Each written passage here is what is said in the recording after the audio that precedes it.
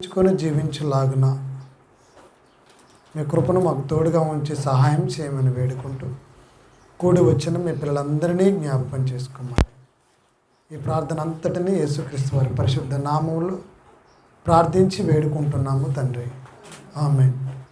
కూడి వచ్చిన ప్రియులైన వారందరికీ యేసుక్రీస్తు వారి పేరిట వందనాలు, శుభాలు తెలియజేస్తూ ఉన్నాను. ప్రియులారా, చదవబడిన లేఖన భాగంలో యేసుక్రీస్తుల వారి మొదటిసారిగా తాను చేసినటువంటి బోధలో ఉన్న మాటలు ప్రపంచాన్ని ఆశ్చర్యపరిచేవిలా, ప్రతి మనిషిని దేవునికి దగ్గర చేసేవిలా, ప్రతి మనిషిలో దైవత్వ లక్షణాలు లేవు అని తెలుసుకునేలా తాను ఆ రోజు సమాజానికి బోధించాడు. యేసుక్రీస్తు వారు అంటే సమాజాన్ని చక్కపరచటానికి, పరిశుద్ధతను ఇవ్వటానికి, ఆత్మరక్షణ కలిగించటానికి ఆయన ఈ లోకానికి వచ్చాడు అని మనం విశ్వసించుకోవాలి. అందుకే ఆత్మ గురించినటువంటి సంగతులు నాటి సమాజానికి తెలియదు కనుకనే ఆత్మ విషయమై దీనులైన వారు ధన్యులు అన్న మాట ఆయన నోట నుంచి వచ్చింది. అంటే ఒక మాట దేవుని నోట నుంచి వచ్చింది అని అంటే మనందరము కూడా ఆలోచించుకోవాల్సిన అవసరం ఉంది. కనుక ప్రియమైన దేవుని వలరా, ఎందుకనంటే యేసుక్రీస్తుల వారికి సమస్తం తెలుసు, కానీ భూమి మీదకి వచ్చిన మనుషులకి ఆనాటి కాలంలో ఇజ్రాయేలీలకు తెలుసు, కానీ తెలియనట్టుగా జీవించారు. తెలుసు కానీ తెలిసిన వారికి ఉండేటువంటి విధానాన్ని బట్టి వారి దేవుడు ఎవరో తెలియదు అన్నట్టుగా కూడా వాళ్ళు ప్రవర్తించారు. అది దేవుడికి నచ్చదు కూడా. ఇప్పుడు మనకు తెలిసిన తర్వాత తెలియనట్టుగా ఉంటున్నారని అంటే మనకి బాధ కలిగిద్ది కదా. దేవుడు కూడా అదే కలిగింది. అంటే దేవుని బాధ, దేవుని మనసులో ఉన్న ఆవేదన, దేవుని మనసులో ఉన్న ప్రేమను మానవ సమాజం ఎలా గుర్తిస్తుంది, ఎలా తెలుసుకుంటారు? కనుకే ఆయనే ఒక దీనుడిగా వచ్చాడు. ఆత్మ విషయమై దీనులైన వారు అన్న మాట వచ్చిందని అంటే మీరు దేని గురించి ఆలోచిస్తున్నారో నాకు తెలియదు, కానీ మీరు ఆలోచించుకోవలసినటువంటి ఒక విషయం ఉంది, అది మీరు ఆలోచించండి అంటున్నాడు ఆయన. ఏంటి ఆయన చెప్పిన మాట? దేని విషయంలో మనం ఆలోచించుకోవాలి చెప్పండి? ఆత్మ విషయమై అన్నాడు. ఆత్మ అంటే అందరికి తెలుసా? ఇంకా ఆత్మ ఏ ఏ విషయాలలో ఎలా ఉంటుందో తెలుసా? మరి తెలియనప్పుడు మరి తెలుసుకోవాలి కదా. కనుక మనందరము కూడా అంటే యేసుక్రీస్తుల వారి దగ్గరకు వచ్చిన మన అందరము కూడా ఆత్మ సంబంధమైన విషయాలు ఎక్కువగా ఆలోచించుకోవాలి. అందుకే మీరు ఆత్మ విషయమై దీనులై ఉన్నారు. దీనులు అంటే ఏంటో తెలుసా? మీకు ఏం తెలియదు కనుక ఏ విషయంలో మీరు తెలియని వారు. మీరు లోకంలోనైతే అమ్మో మీరు పర్ఫెక్ట్, లోక విషయంలో మీరు పర్ఫెక్ట్గా ఉన్నారు, మీకు తెలియదంటూ లేదు. కానీ ఈ లోకంలో ఉంటున్న మీరు మరొక సంగతి మర్చిపోయారు. ఏంటనంటే అదే ఆత్మ గురించి. కనుక లోకంలో దేని గురించి ఎక్కువగా ఆలోచిస్తే ప్రయోజనం ఉంటుందో కూడా మనకు తెలియాలి. మరి అనవసరమైనవన్నీ కూడా మనం ఆలోచించుకుంటూ పోయినాం అనుకోండి, ఈలోపు నీలో ఉన్న ఆత్మ ఎప్పుడు పోయితే నీకు తెలియదు కదా. సో ఈలోపు మరి ఎక్కడికి పోతామో తెలియదు. కనుక పోవరాని చోటుకు మనం పోయినాం అనుకోండి, అక్కడికి పోయిన తర్వాత నిజం తెలిసిందనుకోండి, పరిస్థితి ఎలా ఉంటుంది? ఇదేంటి ప్రభా ఒకసారి అని చెప్తే నేను మార్చుకోపోదునా అని అంటావు కదా మళ్ళీ నువ్వు. అందుకే ముందుగానే యేసుక్రీస్తుల వారు మేల్కొలుపుతున్నాడు. ఒక ఆలోచింపచేసే మాట మాట్లాడాడు ఆయన. కనుక ఎవరైనా క్రైస్తవులైన వారు ఎదుటి వ్యక్తి దేవుని గురించి ఆలోచించుకునే మాటల నోటి నుంచి మాట్లాడాలి. అంతకు మించి నువ్వు ఏది మాట్లాడినా దోషాలు కూడా మారిపోతాయి, ఎదుటి వాళ్ళకి అర్థం కూడా కాదు. కనుక మనము ఆ టైంలో ఏం చేస్తున్నామో తెలుసా? దేవుణ్ణి ఎరగకుండా కూడా ఎదుటివాడిని చేసే అవకాశంగా మారిపోతున్నాము. కనుక ప్రియమైన దేవుని వరలరా, మీరు వాక్యం మాట్లాడినా, మీరు ఏ సంభాషించినా మీ సంభాషణలో దేవుడి గురించి ఉండాలి. సంభాషణలో దేవుడే ఉండాలి. అంతకు మించి ఎవరు ఉన్నా అది మనకు ఉపయోగమే లేదు ప్రియులారా. కనుక ఆనాడు ఆయన మాట్లాడిన మాటలకు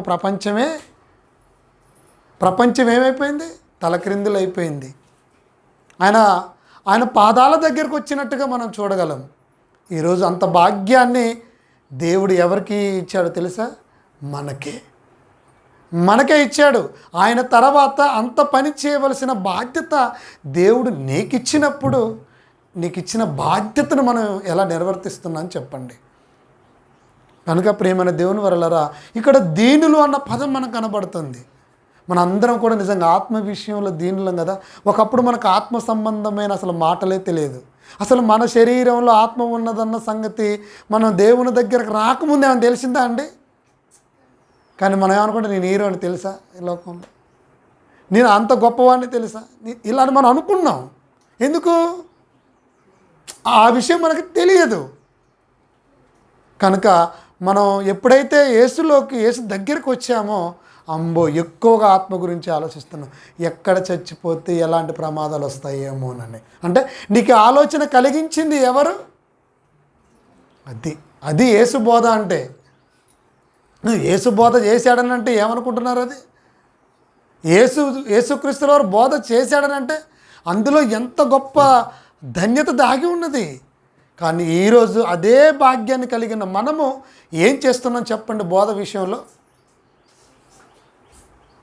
ఎవరికి నచ్చినట్టు వాళ్ళు బోధ చేసుకుంటున్నారు. సమాజం అంతే ఉంది కదా. అంటే చిన్న పెద్ద అందరూ ఎవరికి ఇష్టం వచ్చినట్టు వాళ్ళే చేసుకుంటారు. ఎవరి ఇష్టానుసారంగా వాళ్ళు చేసేది కాదు బోధ. క్రీస్తు మాటల ప్రకారంగా చేసే వాళ్ళదే నిజమైన బోధ. కనుక కొన్ని విషయాలు మనం చూడగలుగుతాం. దేవుడు నిజంగా మన మీద ఎలాంటి మనసు కలిగి ఉన్నాడో మీరు దేవుని అర్థం చేసుకోండి. ఎందుకనంటే ఈరోజు సమాజంలో దేవుణ్ణి అర్థం చేసుకునే మనసు చాలామందిలో ఉండటం లేదు. అదే బాధ. మనం ఏమనుకుంటామనంటే మనకు మనసు ఉంది, ఓకే, మనకు బాధలు ఉన్నాయి, మనకు దుఃఖాలు ఉన్నాయి. వీటికంటే ముందుగా దేవుడి గురించి మనం ఎక్కువగా ఆలోచించుకోవాలి. కనుక మన ఎడల దేవునికున్న మనసు ఎలాంటిదో మనం ఆలోచిస్తే నిజంగా దేవుడు ఎంత మంచివాడా, దేవుడు ఇంత గొప్పవాడా, ఇంతగా నా గురించి ఆలోచిస్తున్నాడా అన్న ఆలోచన మనకు కలిగిద్దనండి. అది ఎవరి నోటి నుంచి వస్తాయో తెలుసా? భక్తుల నోట నుంచి వస్తాయి. భక్తుడు మాట్లాడిన మాటలు మనం కొన్ని చూద్దాం. కీర్తనల గ్రంథం 149వ అధ్యాయం ఒకసారి చూద్దాం. 149వ కీర్తన 4-5 వచనాలు ఈ సమయంలో ఒకసారి మనం ధ్యానం చేద్దాం. యెహోవా తన ప్రజల యందు ప్రీతి గలవాడు. చూసారా?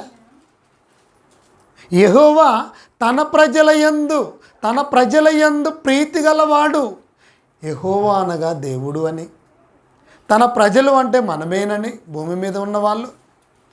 ఆ ప్రజల యందు ఏం కలిగిన వాడట? ప్రీతి కలిగిన వాడు. ప్రీతి కలగటం అంటే ఏంటి చెప్పండి? ప్రీతి అంటే అర్థం ఏంటమ్మా? ప్రీతి అంటే ఇష్టం, ప్రీతి అంటే ప్రేమ, అంతే కదా. ప్రీతి అంటే ఇష్టం అండి. అంటే ప్రజల యందు ఇష్టం కలిగి ఉన్నాడట ఆయన. మీరు ఆలోచించండి, దేవుడట మన ఎడల ఇష్టం కలిగి ఉన్నాడట. మీరు ఒక్కసారి ఆలోచించండి. ఇక్కడ మనము ఎవరి ఎడల ఇష్టం కలిగి ఉంటాం? సహజంగా మనుషులంగా ఆలోచిద్దాం. మనుషులమైన మనము ఎవరి ఎడల ఇష్టం కలిగి ఉంటాం చెప్పండి? సహజంగా కొన్ని సందర్భాలు మనం ఆలోచిస్తే మన మాట వినే వాళ్ళ మీద మనం ఇష్టం కలిగి ఉంటాము సహజంగా. ఇంకా మనకి ఎవరైనా ఏదైనా సహాయం చేస్తే సహజంగా వాళ్ళను కూడా మనం ఇష్టపడుతూ ఉంటాం. లేదా సమాజంలో ఇంకా ఎవరైనా మేలు చేస్తే అలాంటి చేసిన వారిని కూడా మనం ఇష్టపడుతూ ఉంటాం. ఉదాహరణ, మదర్ తెరిసా గారు ఉన్నారు. మనకేమైనా చేసింది ఆమె? మనుషులకైతే చేసింది, కానీ నీకు నాకేం చేయలేదు కదా, అయినా ఆమెను ఇష్టపడతాం. ఎందుకు?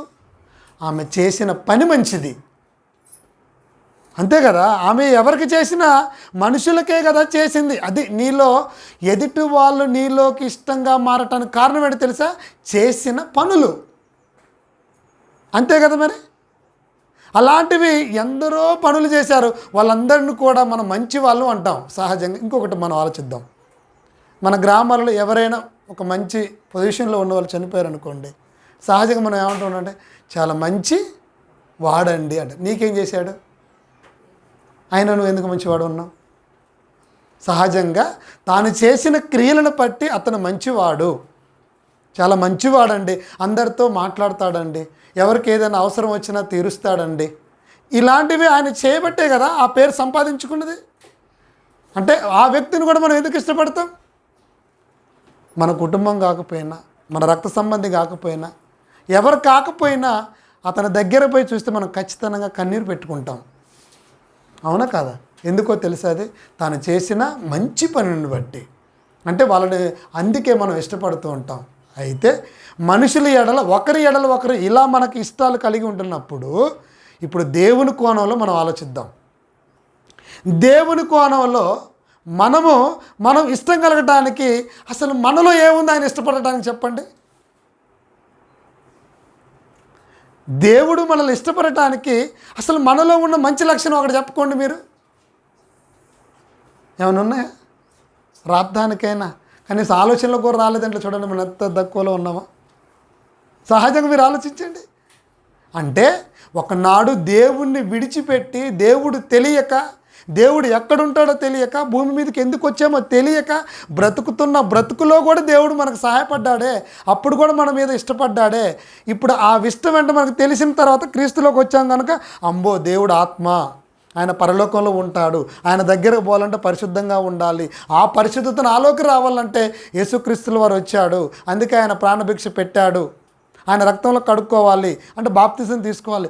ఇదంతా మనకి సెకండరీ, తర్వాత కలిగిన ఆలోచనలు. ఇప్పుడు ఇదంతా మారిన తర్వాత మనం దేవుడికి నచ్చుతున్నాం. ఇది నచ్చకముందు నీ ఎడలు ఎలా ఉన్నాడో చెప్తున్నాడు ఇప్పుడు ఆయన. తన ప్రజల యందు ప్రీతి గలవాడు. అయినా మనం బ్రతికి ఉన్నాం కదా, ఆ బ్రతికిన బ్రతుకులో మనల్ని చూసి దేవుడు ఇష్టపడతాడు. ఒకసారి ఆలోచించండి. అంటే దేవుడికి ఎంతగా వచ్చి ఉన్నదో ఒకసారి ఆలోచించండి. మీరు, నేను, మనందరము దేవునిలోకి రాకముందు మనల్ని చూసిన, అంటే మనలో దేవుడికి నచ్చిన ఇష్టాలు ఏంటి, ఏమైనా ఉన్నాయా? ఉన్నాయండి? దేవునిలోకి రాకముందు దేవుడు ఇష్టపడగలిగేటువంటి లక్షణాలు మనలో ఏమున్నాయి? ఏమి లేవు. అంటే దేవుడు ఎంత మంచివాడని ఇప్పుడు అర్థమైంది. అందుకే ఇర్మియా గ్రంథంలో ఉంటుందండి, యెహోవా ఏమని రాయబడినది? మంచివాడు అని రాయబడింది. అవునా అండి? యెహోవా మంచివాడు.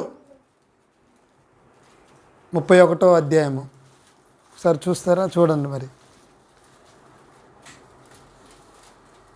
31:5 అనుకుంటాను, ఒకసారి చూడండి.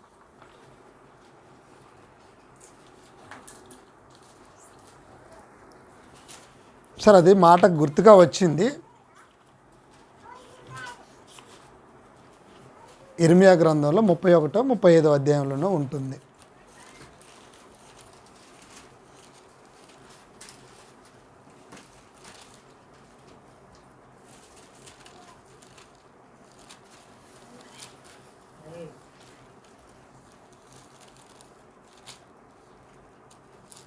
సరే, ఈలోపు చూడండి ప్రియులారా, యెహోవా మంచివాడండి. నిజంగా ఎవరి ఎడల మంచివాడు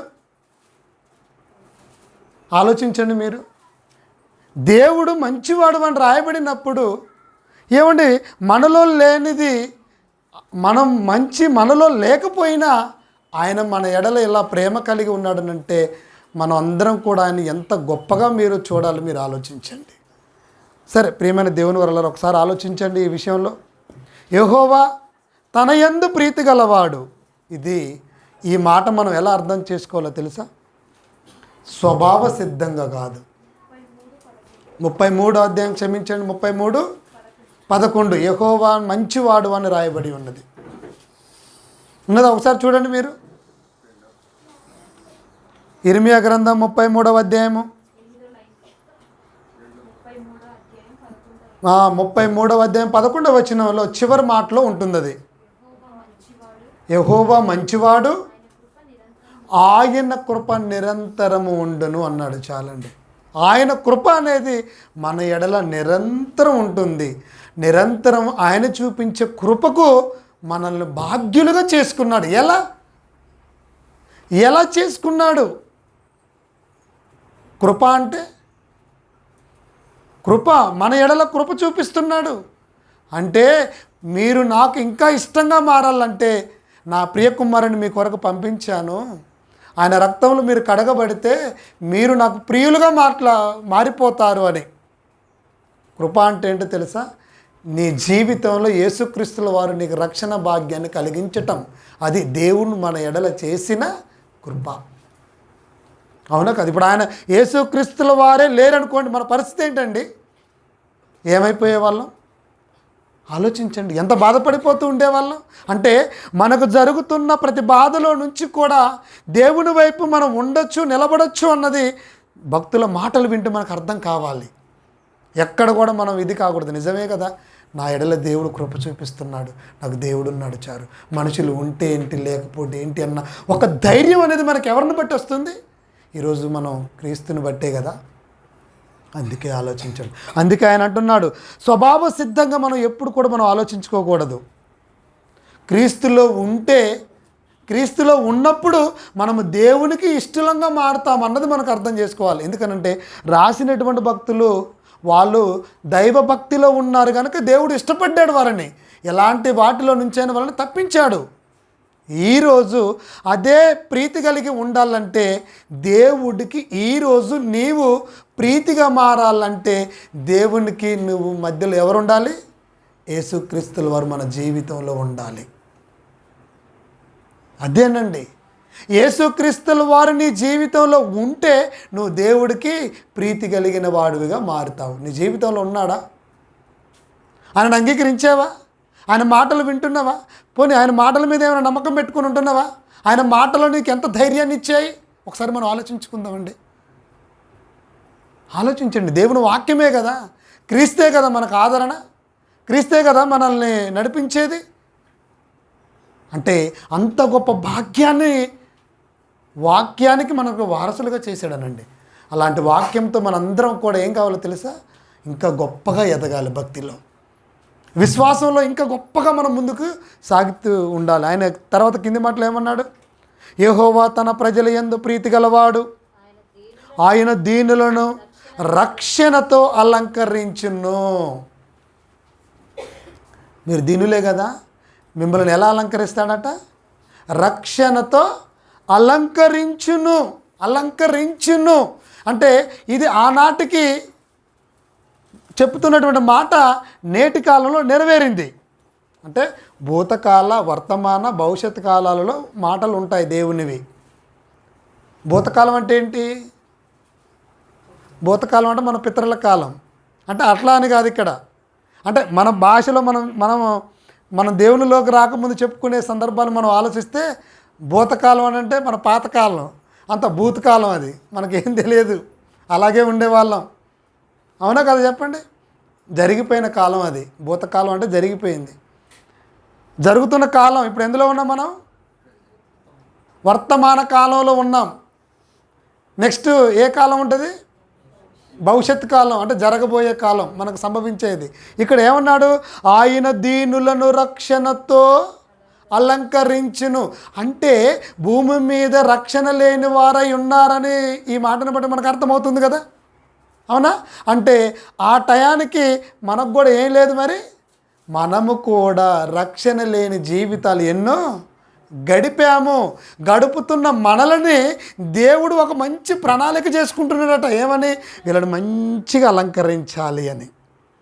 ఎలా అలంకరించాలి? రక్షణతో. భూమి మీద ప్రపంచానికి తెలియని అలంకరణ రక్షణ అనే అలంకరణ. ఈరోజు మనం అలంకరణ అనగానే మనం ఏమనుకుంటాం? దేహానికి ధరించవలసిన అన్ని అలంకరణే. ఇంటికి ఎలా అలంకరించుకోవాలో తెలుసు, ఒంటిని ఎలా అలంకరించుకోవాలో తెలుసుకున్నది తప్ప అసలు ఈ రక్షణ అలా అలంకరణ ఎవరు నేర్పారండి మనకి? ఏమంటే రక్షణ అనేది ఒక అలంకరణ అట. అంటే నీ జీవితంలో నీకు ముక్కుకు లేకపోయినా పర్వాలేదు, నీకు మెడకేం లేకపోయినా పర్వాలేదు, నీ పాదాలకు కాళ్ళకి ఏమి లేకపోయినా పర్వాలేదు, కానీ నీ దేహాన్ని నడిపిస్తున్న ఆత్మకు రక్షణ ఉంది. చూసినవా? అదే చక్కని దేవుని దృష్టిలో అలంకరణ. అయితే దేవుడు మనల్ని చూస్తున్నాడు. ముక్కు మొఖాలు బాగానే ఎందుకంటే దేవుడు తయారు చేశాడు కదా తనకిష్టం వచ్చినట్టుగా. ఇక మన బాహ్య రూపాన్ని చూసి ఆయన ఇష్టం ఆయనకు అవసరం లేదు. ఎందుకంటే తన ఇష్ట ప్రకారంగానే తయారు చేసుకున్నాడు, వచ్చేసాడు. ఇక ఆ దాన్ని చూసుకుంటే ఎందుకు మురుస్తాడు? కనుక వీళ్ళని భూలోకాన్ని పంపించిన తర్వాత ఈ బాహ్య సంబంధమైన అందంలో పడి నన్ను మర్చిపోయారు. కనుక ఇప్పుడు మనం చూసినప్పుడు దేవుడికి ఎలా కనపడ్డాము? అందహీనంగా కనపడ్డాము. అందహీనముగా వికారంగా కనపడ్డావు. ఆ వికారముగా అందహీనంగా కనపడుతున్న నిన్ను దేవుడు అలంకరించుకోవాలనుకుంటున్నాడట రక్షణ భాగ్యముతో.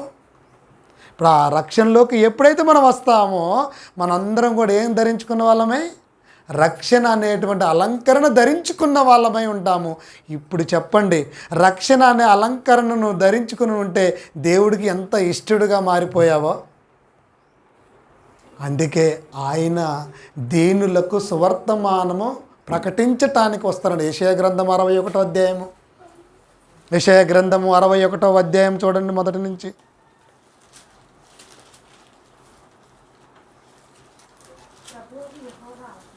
ప్రభువగు యెహోవా ఆత్మ నా మీదికి వచ్చి ఉన్నది, అది దీనులకు సువర్తమానము ప్రకటించుటకు.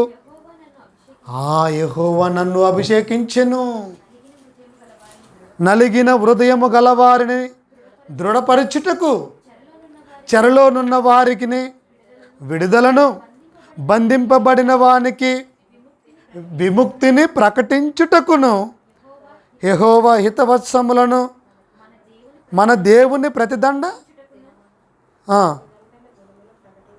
ప్రకటించుటనకు, దుఃఖాక్రాంతులందరికీ ఓదార్చుటనకును, సియోనులో దుఃఖించు వారికి అది ఉల్లాస వస్త్రములను ధరింపచేయుటకు. ఎన్ని విషయాలు చెప్పాడు తెలుసా? ఇవన్నీ మానవ జీవితంలో కోల్పోయినవి. నలిగిపోతున్నారు, దుఃఖపడుతున్నారు, బాధపడుతున్నారు. వీళ్ళందరినీ ఎలాంటి వస్త్రాలు ధరించాలని చూస్తున్నాడట?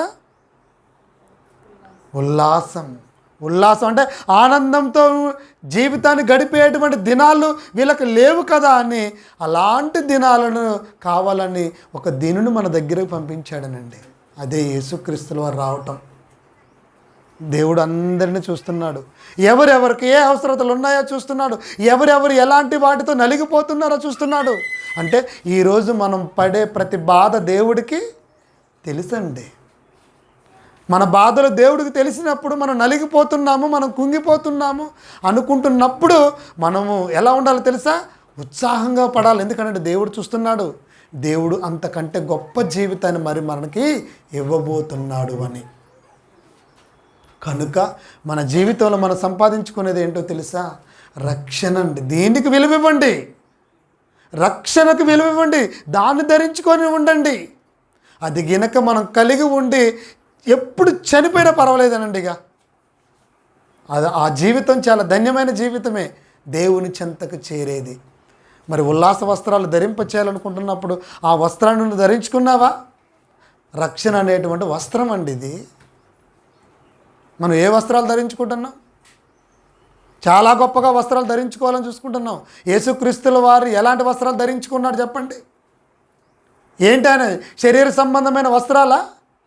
ఆత్మ సంబంధమైన లక్షణాలు ఇవి. వస్త్రాలు ఆత్మ సంబంధమైన గుణం కలిగి ఉండాలి. అది ఇక్కడ వస్త్రం అంటే. అలాంటివి మరిచిపోయి ఏటేటి గురించో ఆలోచించుకుంటూ దేవుని వాక్యాన్ని ఎందుకంటే పాడు చేస్తున్నారు ఈరోజు. ఈ వాక్యం లేక అనేక మంది ఆత్మలు రాలిపోతున్నాయి. రాలిపోతున్న ఆత్మలకు వాక్యం అనేది అందించాలి, దేవుని దగ్గరకు నడిపించాలి. ఇది క్రైస్తవుడు చేసే పని, బుద్ధిమంతులు చేసే పని. ఇది కాకుండా చేస్తున్నారంటే వాళ్ళు చేసేటువంటి పనిలో ఏముంటుందో తెలుసా? వాళ్ళ అవసరతలు ఉంటున్నాయి. ఈ లోకంలో వాళ్ళు గొప్పగా చూపించుకోవడానికి చేస్తూ ఉంటారు. అది కాదు. మనకి దేవుడు మనల్ని గొప్పగా చూస్తున్నాడు. దేవుడు మనల్ని గొప్పగా చూస్తున్నాడు. ఎలా? యేసుక్రీస్తు ద్వారా నిన్ను చూడాలనుకుంటున్నాడట. కనుక ఆయన త్యాగం చెప్పండి, ఆయన చేసిన మేలుడు చెప్పండి. అప్పుడు ప్రపంచం దేవుని వైపు మళ్ళుతుంది. ఇలా కాకుండా చెప్పుకున్నారు అనుకోండి, నువ్వు హైలైట్ అయిపోతావేమో, కానీ అది దేవుడికి ఎలా నచ్చుతుంది?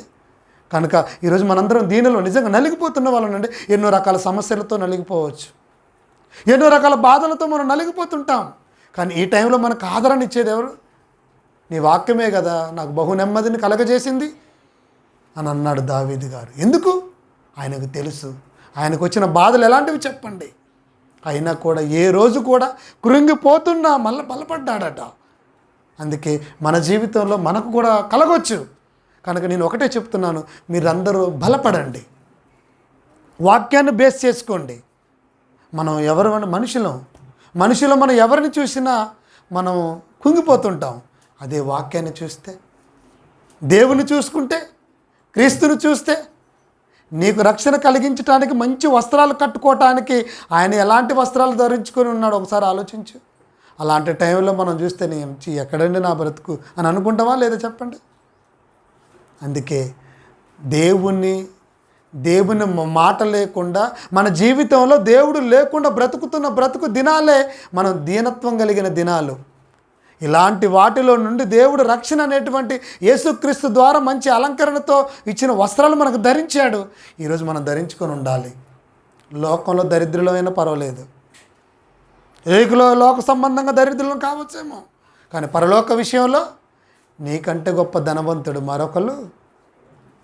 ఏం ధరించుకున్నావు? వేసుకున్న వస్త్రాలు చూసుకోవద్దు మనం. లాజర్ గారికి ఏం వస్త్రాలు ఉన్నాయి చెప్పండి? ఒంటి నిండా ఏమున్నాయండి? ఒంటి నిండా మంచి వస్త్రాలు ధరించుకున్నట్టుగా రాయబడ్డదా? ఏమున్నాయి ఒంటి నిండా? మనకు ఒంటి నిండా ఏముంటాయి? బట్టలు ఉంటాయి, నగలు ఉంటాయి, అన్నీ ఉంటాయి. ఉండొద్దన్నది నా ఉద్దేశం కాదు. అంటే ఆ రోజు ఆయనకి ఏమున్నాయంటే అదేనండి, ఒంటి నిండా కురుపులు ఉన్నాయి, బాధ కలుగుతున్నాడు, వస్త్రాలు ధరించుకొని ఉండొచ్చు. ఎలా ఉంటాయండి? ఎన్ని రోజుల నుంచి ఉన్నాడండి ఆయన? ఒక్కరోజు స్నానం చేయకపోతేనే మనదే అసహ్యంగా అనిపించుకుంటుంది కదా. పోనీ ఒంటి నిండా గజ్జి అనుకోండి, అదంతా ఉందనుకోండి, స్నానం చేయకుండా ఆ వస్త్రాలతోనే మనం 2 రోజులు గడిపితే ఎలా ఉంటుందో ఒకసారి ఆలోచించండి. దేని కొరకంటే ఆయన బ్రతికింది? దేని కొరకండి? కన్ను మూస్తే క్షణంలో నాది కాదు ఈ లోకం, కన్ను మూస్తే క్షణకాలం నాదవుతుంది పరలోకం. అది ఆయన ఆలోచించింది. అందుకే భరాయించాడు. అందరికీ చెడు వాసన రావచ్చేమో, కానీ యేసుక్రీస్తుల వారి మాటలు పరిమళాన్ని వెదచెల్లాయి కదా, అది మనసులో పెట్టుకున్నాడు. అదేనండి. అందుకే మన వాక్యాన్ని ఎక్కడ పెట్టుకోవాలి? మనసులో పెట్టుకోండి. మనసులో పెట్టుకుంటే మనసులో ఉన్నది ఏమైపోతుంది? తగ్గిపోతుంది. బాధలైనా, నలిగిపోతున్నా, దుఃఖం వస్తున్నా. దుఃఖం ఎక్కడ కలుగుతుంటుంది మనకి? మనసులోనే కదా. ఆ దుఃఖం మనసులో కలుగుతుంటున్నప్పుడు ఇప్పుడు ఆ మనసులోకి వాక్యం వెళ్ళిందనుకోండి, ఏమైపోతుంది? ఉల్లాసం వస్తుంది కదా. అందుకే దుఃఖపడవారు ధన్యులు, మీరు ఓదార్చబడతారు. అది కూడా చెప్పాడు పక్కమ్మటి వెంటనే. ఎందుకు చెప్పాడు అనుకుంటున్నారు? అంటే నా నిమిత్తం ఒకళ్ళు మీరు బ్రతుకుతున్నా మీరు దుఃఖాలు పాలవుతారు, కనుక మీరు దుఃఖపడద్దు అన్నాడు. కనుక ప్రియమైన దేవుని వరలారా, దేవుడు మనల్ని చూస్తుంటున్నప్పుడు మనం ప్రీతి కలగటానికి మనలో పేదరికం ఒకటి ఉంది, రెండోది పాపమే ఉంది. పాపంతో ఉంటున్నా ఆయన మనల్ని చూసి ఇష్టపడ్డాడనంటే మనందరం ఎంత గొప్ప వాళ్ళమో మీరు ఈ టైంలో మీరు ఆలోచించండి.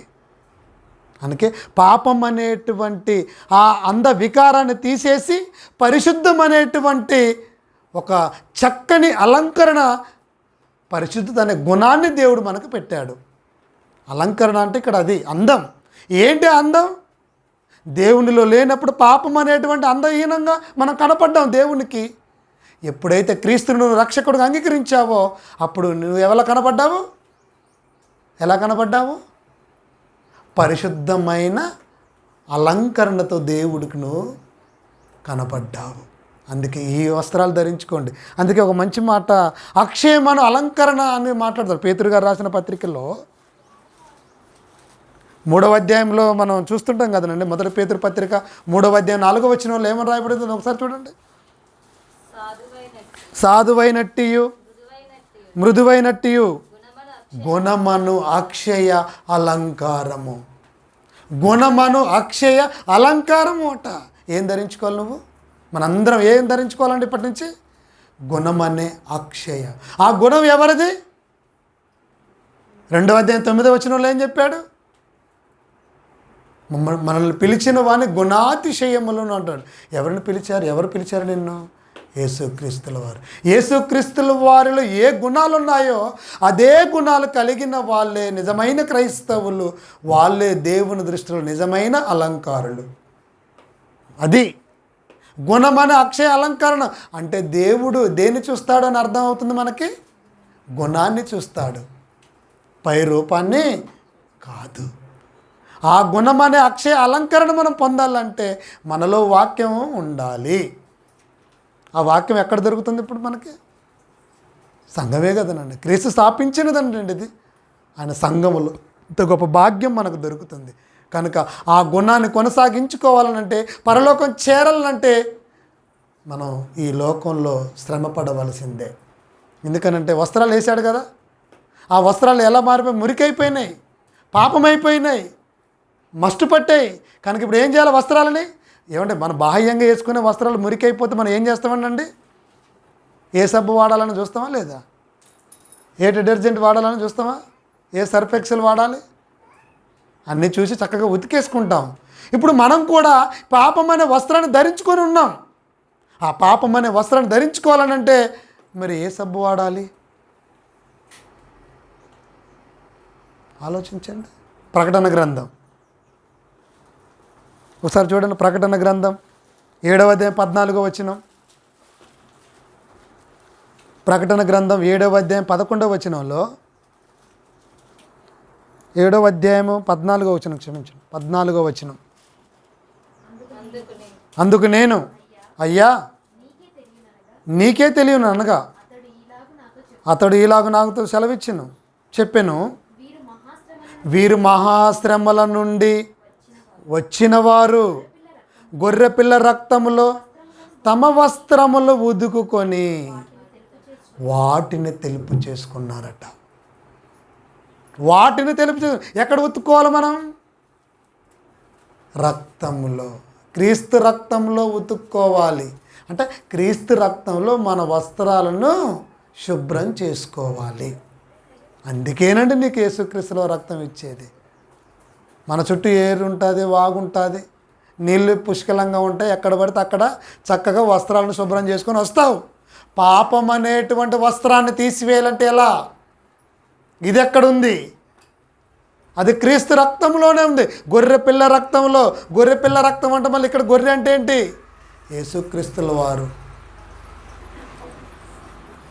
అవునా? ఆయన రక్తంలో మన వస్త్రాలు ఉతుక్కుంటే ఏమండి మనం తెలుపుగా మారిపోతుంటాం. ఏంటి? రంగు తెలుపు కావటానికి కాదు, రంగు నలుపైన మనసు తెలుపుగా ఉండాలి. మన గుణం ఉండాలి. ఏ రంగు అయితే ఉండండి, ఈ రంగు దేవుడు పెట్టింది, మనం ఏం చేస్తాం మరి?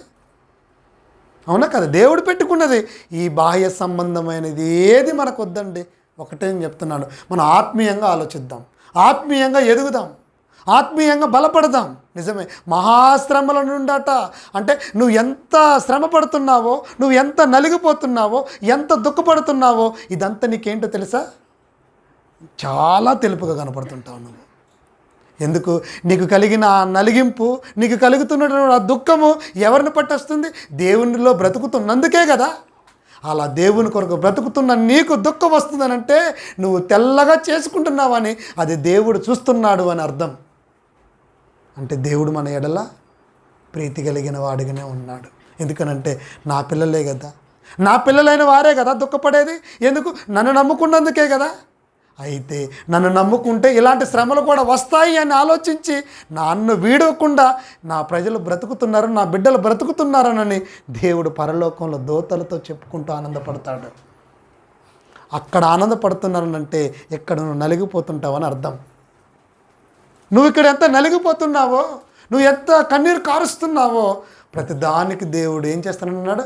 ప్రతి వాడిని బాష్ప బిందువును తుడిచివేస్తాను అన్నాడు. నిజమండి, మన అదృష్టవంతులం అండి.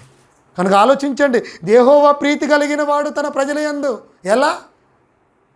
ఇక పాపం అనేటువంటి ఏమండి మురికి పట్టిన వస్త్రాలను తీసివేసుకొని పరిశుద్ధమైన నిర్దోషమైన లక్షణాలు కలిగి ఉండటానికి క్రీస్తు రక్తంలో మనం కడగబడ్డాం కదా. అలా కడగబడి సంఘంలోకి వచ్చామండి. ఇందులో మనం వెతుక్కుంటున్నాం. ప్రతి వారం ఏం చేస్తున్నాం అన్నట్టు, ప్రతి వారం మనం చేసిన చిన్న చిన్న పొరపాట్లు ఏమనంటే క్షమించండి తండ్రి అని ఆలోచించి మనం పొందుతున్నాం కదా. ఇది ఎంత గొప్ప భాగ్యం చెప్పండి. ఇప్పుడు ఏమండి ఇది లేని వాళ్ళ పరిస్థితి ఏంటండి? ఈ భాగ్యం లేని వాళ్ళ పరిస్థితి ఏంటి ఒకసారి ఆలోచించారా? మన ఊర్లో ఎన్నో సంఘాలు ఉన్నాయి, మహిళా సంఘాలు ఉన్నాయి, విద్యార్థుల సంఘాలు ఉన్నాయి, అన్నీ ఉన్నాయి. ఆ సంఘంలో పోయి మనం ఉన్నాం అనుకోండి, ఏమవుతుందండి? శరీర సంబంధంగా లోక సంబంధంగా మన పనులు జరగొచ్చేమో, కానీ ఆత్మీయంగా మనం ఆత్మీయంగా ఆలోచించుకుందాం.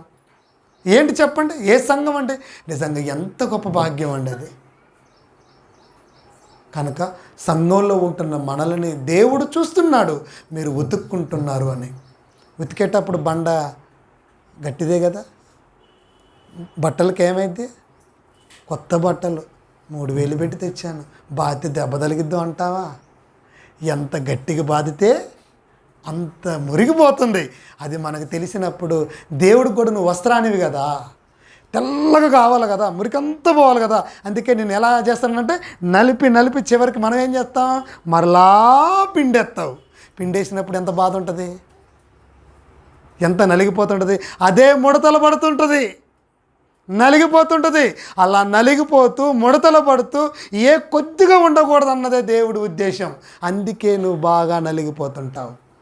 హెబ్రీ పత్రిక 12వ అధ్యాయము 10వ వచనం, హెబ్రీయులకు రాసిన పత్రిక 12వ అధ్యాయం 10వ వచనం.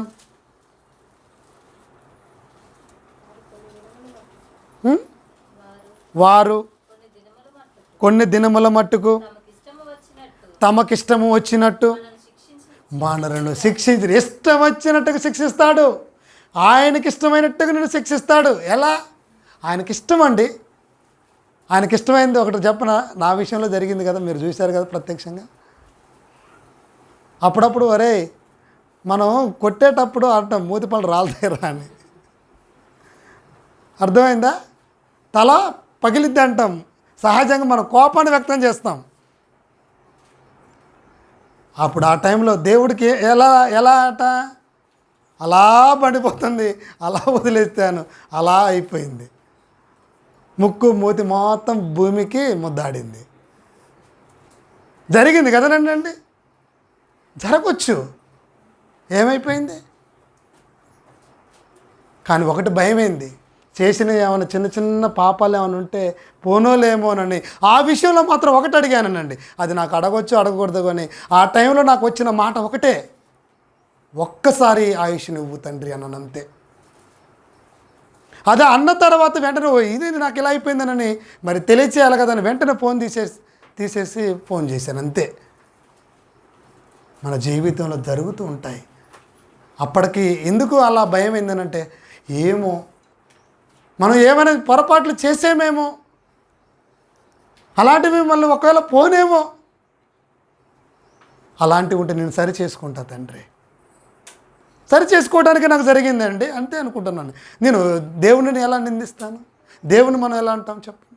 వద్దు తండ్రి, నాలో ఏమైనా లోపం ఉందేమో, ఆ చిన్నది, దాని తర్వాత అంటారు అదే మాటలు చిన్నవి, అలాంటివి ఉందనుకుంటా తండ్రి, ఇది సరిపోయిదిలే నాయన, ఓకే ఐఎమ్ సెట్, మన ప్రతి జీవితంలో మనం అలాగే అనుకోవాలి. అక్కడ ఏం చెప్తున్నాడు మీరు ఒకసారి మళ్ళీ చదవండి, చదువుకుంటారంటే కంటిన్యూ.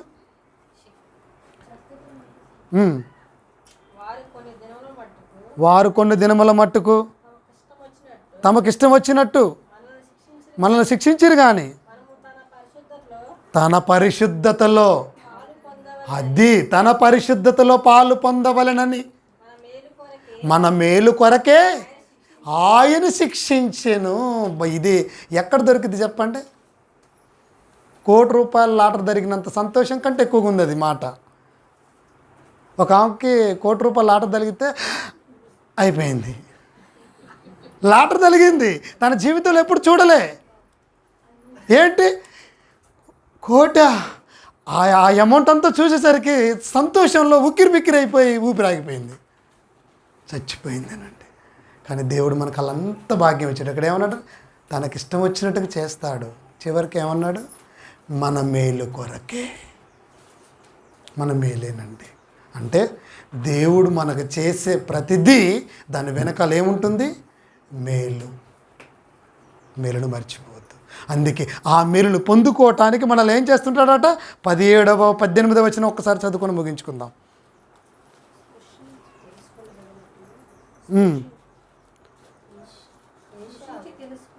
క్షమించండి, హెబ్రీ పత్రిక అదేనా? 10వ అధ్యాయం రండి. హెబ్రీ పత్రిక 10వ అధ్యాయము. ముడత అయినను ఆ మాట ఉంటుంది చూడండి.